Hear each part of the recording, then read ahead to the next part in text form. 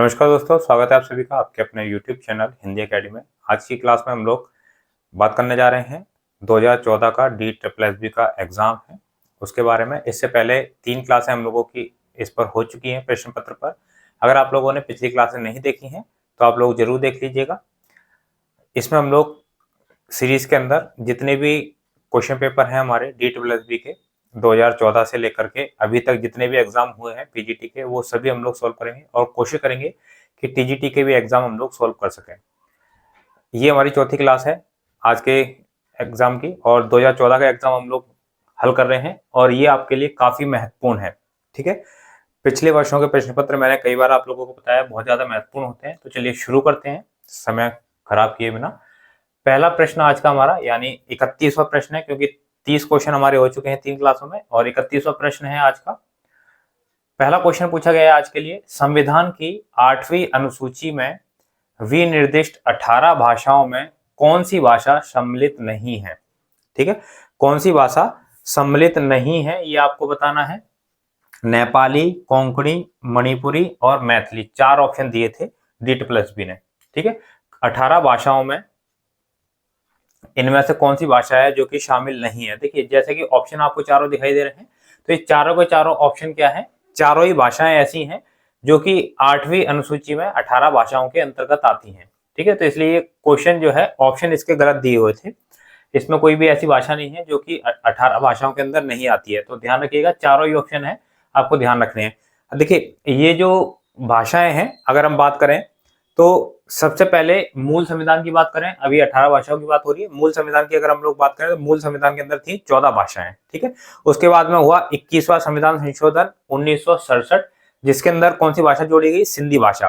फिर उसके बाद में हुआ 71वां संविधान संशोधन 1992 के अंदर, जिसमें कोंकणी, मणिपुरी और नेपाली ये 3 भाषाएं जोड़ी गई। और उसके बाद में हमारा होता है 92 ठीक है, 92वां संविधान संशोधन 2003, जिसके अंदर 4 भाषाएं जोड़ी गई थी। कौन कौन सी, बोडो, डोगरी, मैथिली और संथाली, ये 4 भाषाएं जोड़ी गई। ठीक है, और कुल मिलाकर होती हैं इन सभी को जोड़ करके 18 भाषाएं। ठीक है, तो ये आपको ध्यान रखना है। चलिए अगला क्वेश्चन की ओर चलते हैं। अगला है अभंग नामक छंद में सर्वप्रथम रचना करने वाले संत।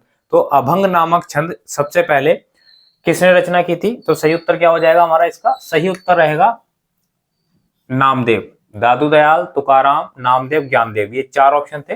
तो नामदेव हमारा सही उत्तर रहेगा। कई बार क्वेश्चन पूछा जाता है जो संत नामदेव हैं वो कहां से संबंधित थे, तो ये थे महाराष्ट्र से संबंधित। कई बार पूछा जा चुका है इसलिए बता रहा हूं आपको। और बात करें संप्रदाय की, तो ये जुड़े हुए थे किससे, वारकरी संप्रदाय से थे। ठीक है, इसको भी आप ध्यान रखेंगे, वारकरी संप्रदाय से थे। और बात करें हम लोग रामकुमार वर्मा की, बात करें गणपति चंद्र गुप्त जी की, तो इन्होंने इनको प्रथम संत कवि भी माना है। ठीक है, ध्यान रखिएगा, प्रथम संत काव्य का प्रथम कवि। ठीक है, प्रथम संत कवि किन्होंने माना है, रामकुमार वर्मा जी ने और गणपति चंद्र गुप्त जी ने। ठीक है, 4 क्वेश्चन इनसे जुड़े हुए मैंने आप लोगों को बता दी जो इंपोर्टेंट है और एग्जाम में पूछे जा सकते हैं। चलिए क्वेश्चन नंबर 33, हिंदी भाषा का सर्वप्रथम इतिहास किस भाषा में लिखा गया। ठीक है, हिंदी भाषा का सबसे पहला जो इतिहास लिखा गया था किस भाषा में लिखा गया, फ्रेंच, पुर्तगाली, अंग्रेजी या फिर हिंदी। तो सही उत्तर क्या हो जाएगा, ऑप्शन 1 हो जाएगा। हिंदी भाषा का जो इतिहास था सबसे पहले लिखा गया था फ्रेंच भाषा में। और ये जो फ्रेंच भाषा में इतिहास लिखा गया था वो किसने लिखा था, ये लिखा था गार्सा द तासी ने। किस नाम से लिखा गया था, ये लिखा गया था ईश्वर द लितरेंदु इंदो हिंदुस्तानी के नाम से। और इसका जो प्रकाशन है वो हुआ था हमारा 1839 ईस्वी में, और जो दूसरा हुआ था प्रकाशन वो हुआ था 1847 ईस्वी में। ठीक है, ध्यान रखेंगे। अगला है क्वेश्चन नंबर 34, भाषा के अर्थ में अपभ्रंश शब्द का प्रयोग कब से आरंभ हुआ। ठीक है, अपभ्रंश शब्द का जो आरंभ है वो कब से प्रयोग हुआ है ये आपको बताना है। तो 3वीं शताब्दी है, 5वीं शताब्दी, 6ठी शताब्दी और 7वीं शताब्दी, ये ऑप्शन है। तो सही उत्तर क्या होगा हमारा, 6ठी शताब्दी से माना जाता है भाषा के अर्थ में अपभ्रंश का। ठीक है, अगला है हमारा क्वेश्चन नंबर 35, मिश्र बंधुओं ने किसे हिंदी का प्रथम गद्य लेखक माना। मिश्र बंधुओं ने किसे हिंदी का प्रथम गद्य लेखक माना है, इंशाल्लाह खां, गोरखनाथ, लल्लू लाल या फिर सदल मिश्र। ऑप्शन बी हमारा यहां से ही रहेगा।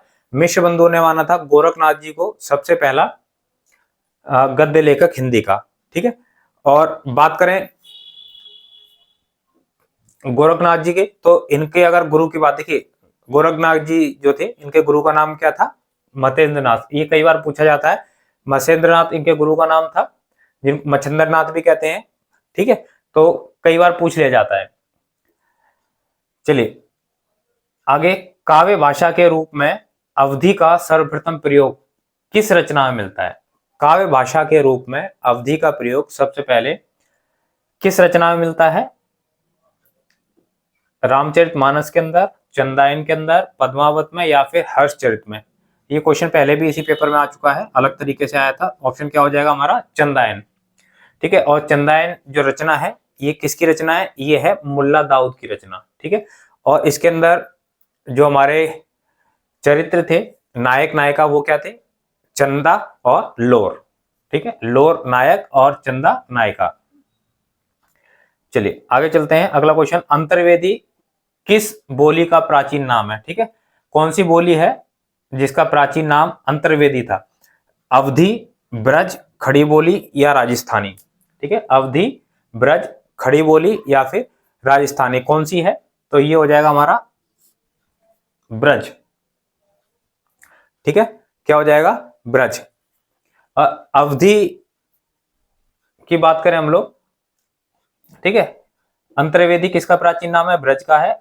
अवधि की अगर बात करें तो इसका प्राचीन नाम क्या है? किस नाम से हम जानते हैं? कौशली के नाम से जानते हैं, वेशवाड़ी के नाम से जानते हैं। ठीक है, और खड़ी बोली की बात करें हम लोग तो खड़ी बोली को हम कौरवी के नाम से जानते हैं। कई बार ये एग्जाम में पूछा गया खड़ी बोली का प्राचीन नाम क्या है या किस नाम से जानते थे, तो कौरवी के नाम से। ठीक है, और अवधि को कौशली और बेसवाड़ी, ये ध्यान रखिएगा, कई बार एग्जाम में पूछ लिए जाते हैं।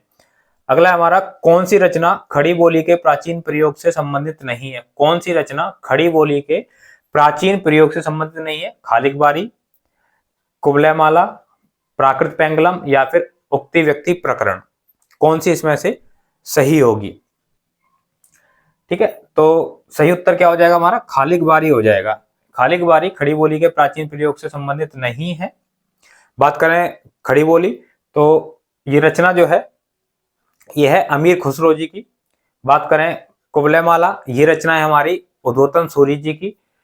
प्राकृत पेंगलम रचना है लक्ष्मीधर की, और उक्ति व्यक्ति प्रकरण यह है दामोदर शर्मा की रचना। ठीक है, चारों इसलिए बताइए क्योंकि चारों इंपोर्टेंट है, एग्जाम में पूछी जा चुकी हैं अलग अलग। ठीक है, अगला है क्वेश्चन 39, भाषा विकास की प्रक्रिया के संदर्भ में कौन सा क्रम सही है? तो भाषा विकास की प्रक्रिया जो है उसके अनुसार भाषा का जो विकास होता है वो कौन सा इसमें से ऑप्शन सही रहेगा? ऑप्शन 1 है बोली, भाषा और राष्ट्रभाषा। ऑप्शन 2 है विभाषा, बोली और भाषा। ऑप्शन 3 है बोली, विभाषा और भाषा। और ऑप्शन 4 है उपभाषा, विभाषा और भाषा। तो इसमें से सही उत्तर क्या रहेगा? ऑप्शन सी हो जाएगा हमारा बोली। सबसे पहले बोली, उसके बाद विकास होता है विभाषा का, उसके बाद होता है भाषा का। ठीक है, चलिए आगे चलते हैं हम लोग। आज का हमारा सबसे आखिरी क्वेश्चन है। आखिरी क्वेश्चन क्या है? इसमें कथन और कारण आपको दिया है। ठीक है, कथन दिया है और कारण दिया है। कथन पढ़ते हैं पहले।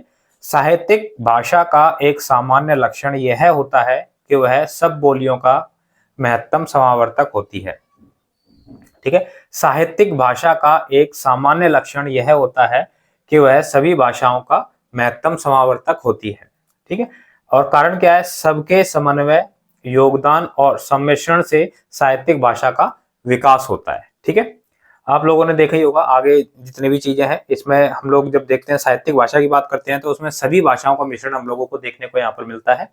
ठीक है, इसलिए हमारे हिसाब से क्या होगा? देखिए, महत्तम समावर्तक जो सभी को लेकर के चलता है। ठीक है, तो ये सही हो जाएगा, और सबके समन्वय, योगदान और सम्मिश्रण से साहित्यिक भाषा का विकास होता है, यानी ये इसका रीजन जो है, इसका कारण ये बिल्कुल सही है इसके लिए। ठीक है, तो इसका ऑप्शन देखते हैं। ए और आर दोनों सही हैं, और ए की सही व्याख्या आर करता है। ए और आर दोनों सही हैं किंतु ए की सही व्याख्या आर नहीं करता है। ए सही है किंतु आर गलत है। ए गलत है किंतु आर सही है। तो इसका सही ऑप्शन पहला ही हो जाएगा क्योंकि दोनों ही सही है। पहला सही है, और जो रीजन है हमारा वो इसकी सही व्याख्या यहाँ पर कर रहा है। ठीक है, तो ये हो जाएगा हमारा ऑप्शन ए सही। उम्मीद करता हूं कि आप लोगों को क्लास पसंद आई होगी। अगर आप लोगों को वीडियो पसंद आई है दोस्तों को शेयर जरूर करें। साथ ही अगर चैनल पर नए हैं आप लोग तो चैनल को सब्सक्राइब कर लीजिए, बेल आइकन दबा लीजिए ताकि आने वाली वीडियोस की नोटिफिकेशन आप लोगों को मिलता रहे। अगर कोई भी आप लोगों की क्वेरी है तो कमेंट करना ना भूलें बिल्कुल भी। मिलते हैं हम लोग अगली वीडियो में अगले टॉपिक के साथ, तब तक के लिए बहुत बहुत धन्यवाद आप सभी साथियों का।